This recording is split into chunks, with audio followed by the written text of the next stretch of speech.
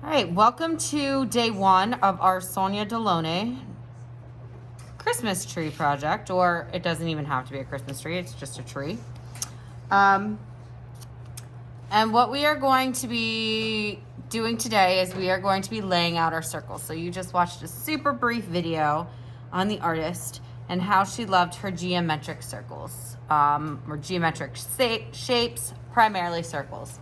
Geometric means that there is a mathematical calculation that can be used to determine the area or circumference or diameter or what have you of the shape you're looking at. So there is a difference between geometric, which is mathematical, and organic, which means it's all natural and there's no real rhyme or reason to it. We're going to be using a mathematic tool today, a compass. Yay! So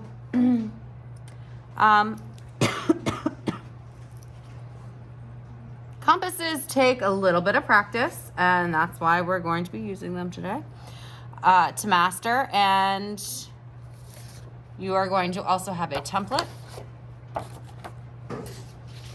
We are going to be mimicking the artist, where she is basically cutting off some of her shapes, and the line is created not by a drawn line necessarily, but switching of the colors.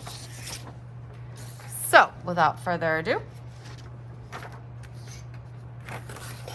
you're going to have your template. You're going to get a compass.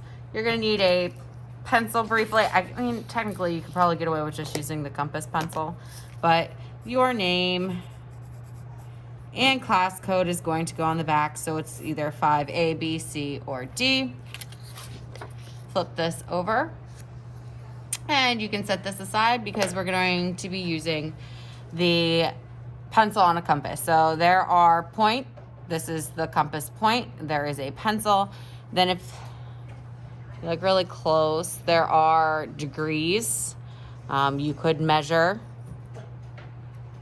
This side's inches, the other side's centimeters or metric.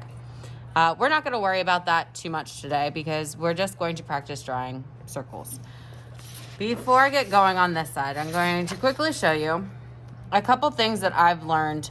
I always struggled with using a compass, using this pinch right here.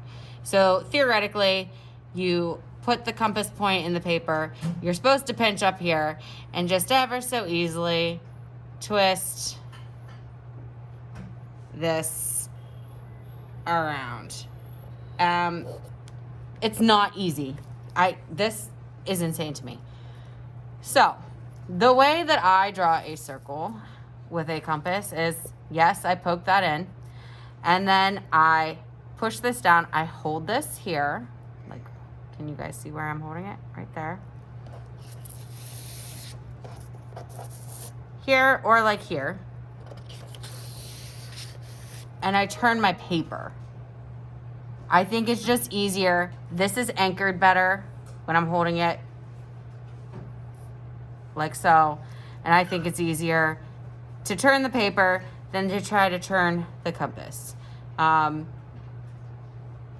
probably teaching you the wrong way to do it, but I'm also teaching you an easy way to actually get the results that you're trying to achieve, which is getting perfect circles. So what we are going to do is fill our paper basically with circles. I'm gonna poke this in and draw a circle. Not only are we going to fill it with circles, we're going to fill it with concentric circles, which means that they're repeating evenly spaced all the way around. So I'm going to slightly pull my pencil out a little bit and turn. Pull it out a little more and turn.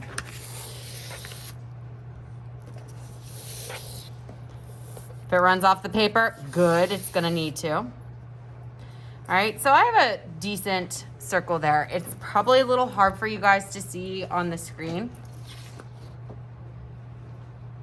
But all those circles have the same hole, and they are all the space between line 1 and line 2 on the right is the same as the space between line 1 and line 2 on the left. So now I'm going to go and do the same thing somewhere else. I'm going to start small. Get a little bigger.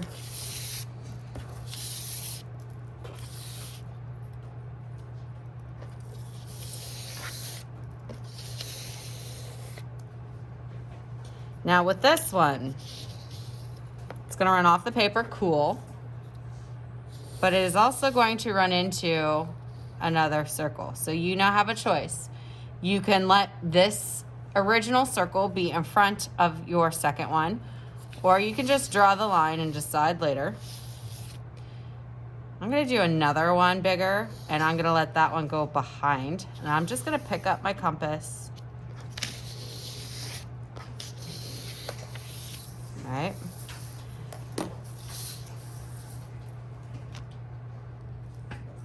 So as you can see, I said that this outer one I let go behind.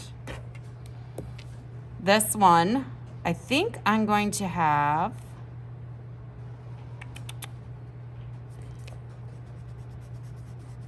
erase that line. I'll let that one go in front. I'm going to do this again, but maybe this time I'm going to start on one of the circles. So I would really only have a half circle. Maybe this one starts further down. So you can play with where your circles start and stop. Maybe this one starts even further down.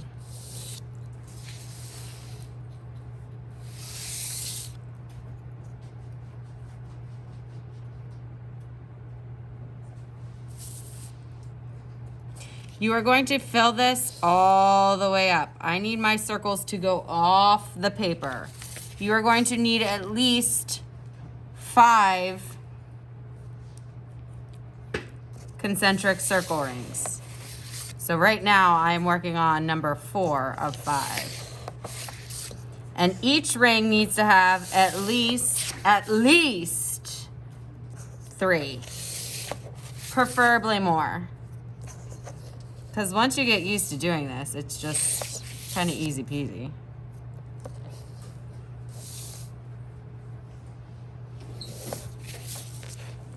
I don't want to have all this dead space up here or over here. I need to do something with that. Maybe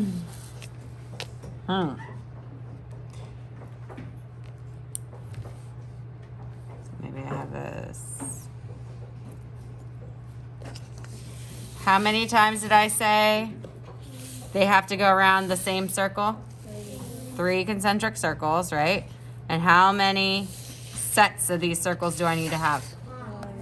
5. Can I have more? Yes. I would actually recommend more.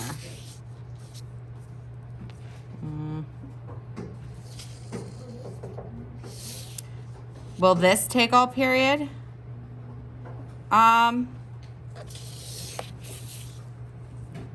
Yes, probably.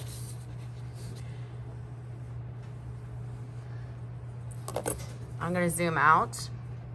When you are done with this, we're going to start by coloring the tree next class. I really think this is going to take you all class to get this covered, right?